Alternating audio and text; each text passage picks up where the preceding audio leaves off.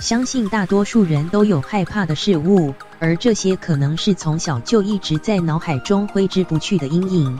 日本知名的论坛 2CH 就会定期搜集网友们小时候害怕的东西，而最近这股风气就吹到了推特上，推友们也纷纷秀出了小时候的噩梦。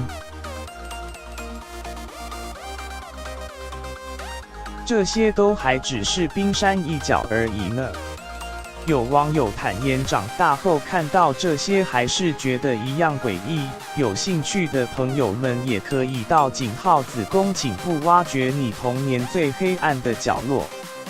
网络温度计，想看完整名次、主题趣味调查报道，请详见精彩报道，请上 Daily View 网络温度计官网。